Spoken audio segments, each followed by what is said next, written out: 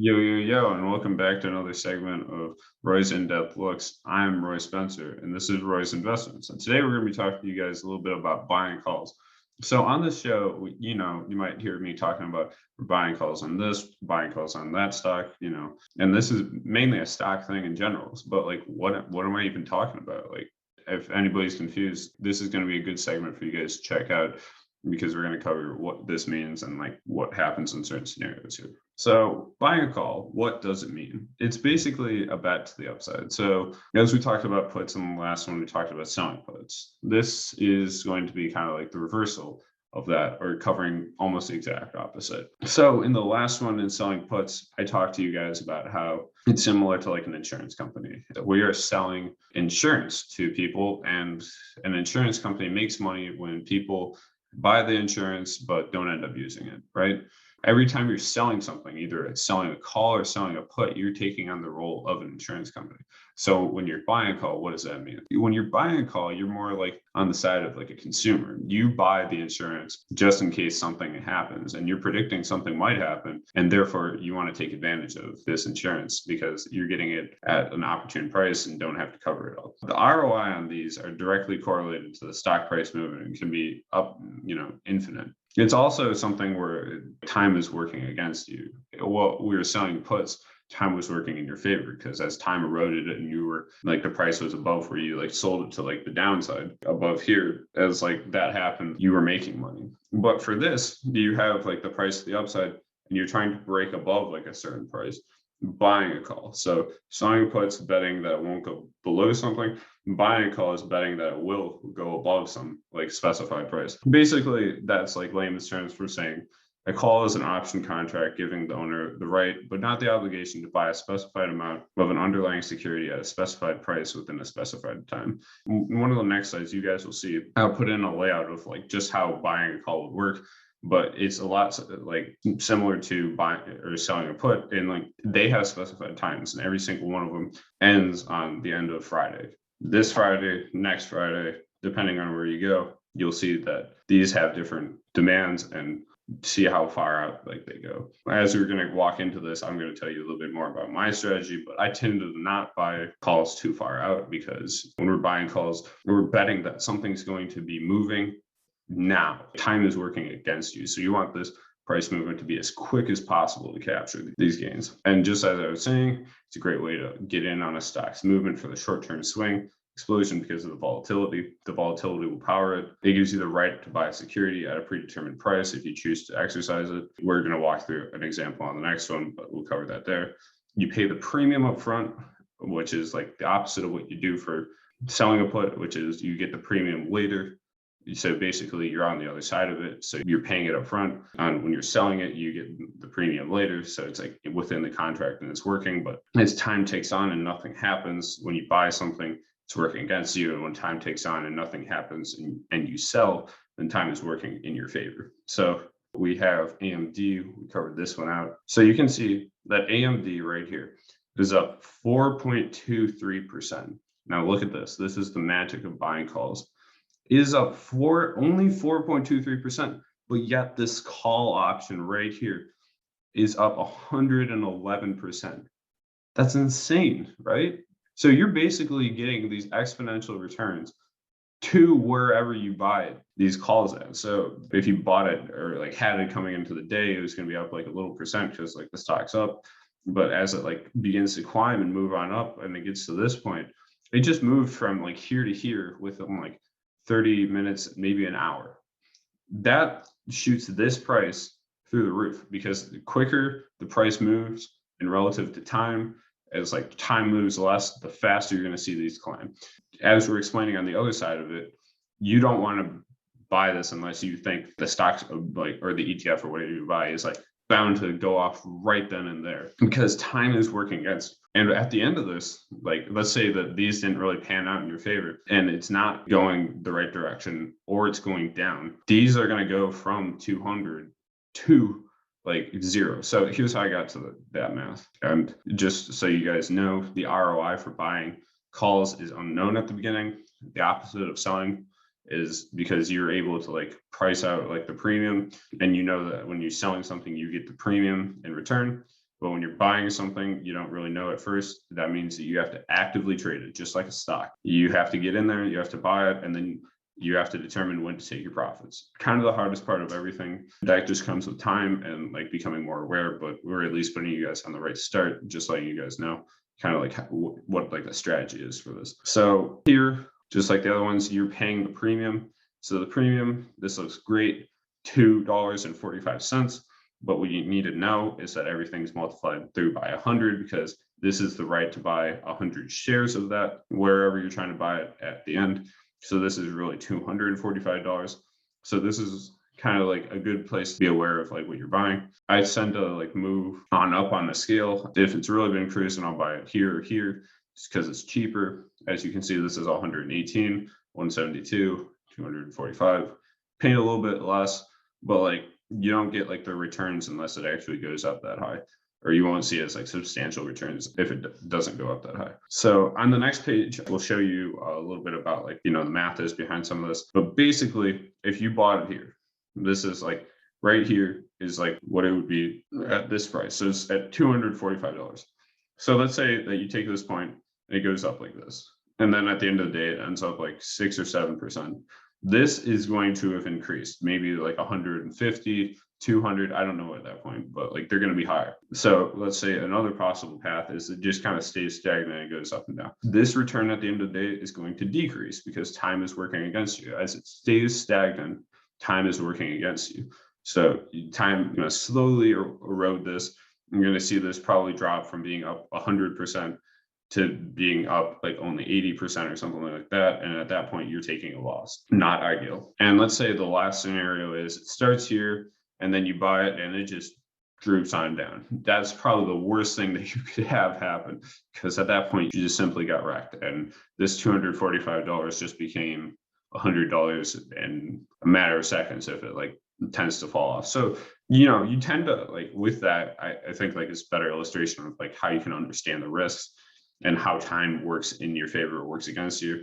As we can see, if we went through and we bought these 157 calls, wasn't exactly the same time, and the price was kind of increasing. So the like bid and ask for it were, right around where this one was, but it was a little bit higher at that point. So going through it, if I were to buy one of them at 1.2, which is just 2 cents higher than this, then I would be paying a max cost of $120. And even at the bottom, I think this is great from Robinhood. They're saying that you're paying $120 for the right to buy 100 shares of AMD for 157.5 per share by January 7th. If they aren't higher than this on that day, January 7th, the option will expire worthless, meaning your money goes zero. So kind of just like another reason to say like why we don't buy this out too far into the future. You don't want to like, let's say it's like Wednesday or Thursday, buy something that expires Friday, because you're really betting on like quick price movements at that point. I at that point, once it gets to be like Wednesday or Thursday and you're seeing price increase, I would definitely go out like a week or two. I think that there's a cutoff, because every week you go on, you're paying more for the premium for like the rate of time. You're getting more time to like have this work with you.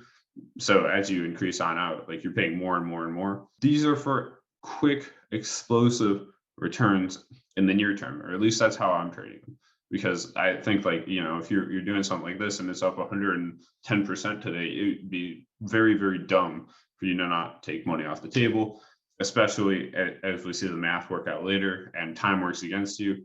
And even if it is somewhere above the price of 150 and you hold to the end, and it's not consistently going up after that point, you're just kind of letting time erode away, and time is working against you. So your returns are getting less and less and less. So you're very much in this for that quick pop and then evacuate, or at least that's how like I've been trading them, and with like the majority of like success. So kind of walking through some of the questions that we have here, or like some example kind of like walkthroughs. What happens if I buy a call, hold into expiration, and it finishes in the money? How much money did I lose if this happens? That's what we're talking about. If it's less, like they broke it down here, if we're buying at 157.5 and it's not higher than 157.5, then this option is going to expire worthless. At that point, you just kind of gave somebody $118. Like, I don't think that's exactly what you want to do. That's going to go to zero. But the good thing is that you only lose the premium. So you're not selling the underlying like option to that. So it's only $100 down the drain. I mean, not great, but like if you're trading in options, you know that like the risk is high and this stuff can happen to you. So definitely something to keep aware of. You can still exercise the opportunity to buy the underlying stock at that point, but you will have to pay full price and you'll be starting out the position at a loss, which is kind of like not ideal. Let's not do that. Let's never like I've made it a mission to like never hold till the end because like I just find it to like not be a winning scenario. And I think after seeing stuff like this, you guys will agree with me. Another question is what happens if I buy a call and the stock prices decreases a lot? Well, that's exactly what we just talked about here. If it just goes like this, you just straight up burned money real quick. Don't pat yourself on the back for that one. You lost. And you're going to see your money get cut in half, maybe even lose more than a half. Who knows, depending on how far it falls. If the price goes away from wherever you bought it, like this, and goes down, all these are going to decrease, and you're going to start to see some negative returns, and you're going to probably have a very upset face after that. So stay away from something like that. And we can cover this more in like the podcast, like what to look for before, something really breaks out and goes up. This is kind of your ideal scenario. What happens if I buy a call and the stock price increases a lot? Well, your position is going to increase exponentially relative to time. So the best case scenario is this, because you'll see your premiums paid rise like crazy.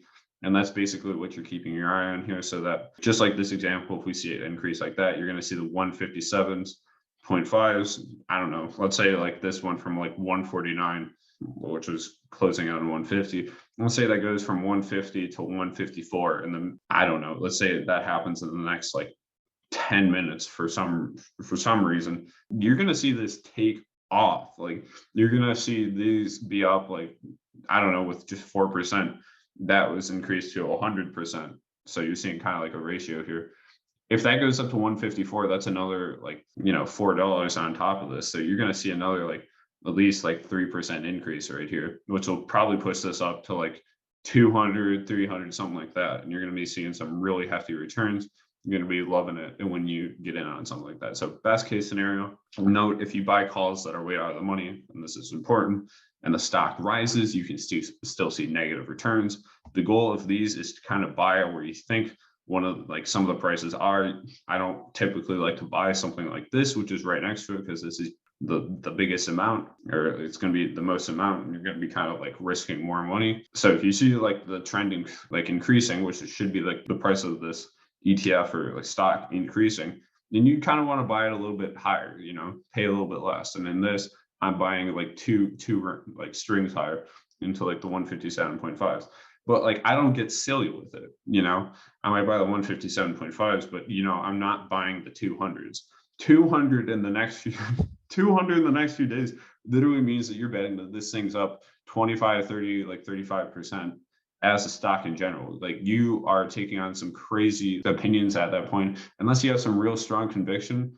That way, you're going to see like if you get up to 200 around here, you're going to see the price of it's probably like around 1 cent, maybe 2 cents, something like that, because people just simply aren't interested in that, because it's just not something that people are going to interact with. Because like the odds that it gets to 200, I mean, this isn't GameStop, the odds that it gets to like 200 are very, very slim, and it just doesn't work out in your favor. And we'll show you why at the end of this, because just in case you hold until expiration, it's not going to work out in your favor. So what I mean by that is, and this question ties in, is what happens if I buy a call, hold it until expiration, and it finishes out of the money? How much money did I win if this happens? So out of the money means this is in the money. If they aren't higher than that, then they're in the money. They're below and they're in the money. If they're higher than that, you're winning on it. But like just technically, and we'll do this example shows, if you hold calls to the end of the contract, this is not a guarantee that you'll win, because we need the account for the price to be higher than like the contracts when you bought it at the beginning. So if you were buying the contracts for a higher price than what they finished at, you will actually lose money. So time, because this is simply just because time is working against you. Thus, we stress not holding calls for the full duration when we are buying. Calls are to ride short-term momentum of a stock and gain exponentially when we think a stock is going to pop in a very small period of time. So what do I mean by all this? For you guys that love the math and want to see just kind of like how it would break down without actually trying it, here's what I'm saying. So let's say that we're doing these 150 contracts. If I bought two of the 150 contracts. We're looking at it here, right here. Let's say we bought the 150s at this point.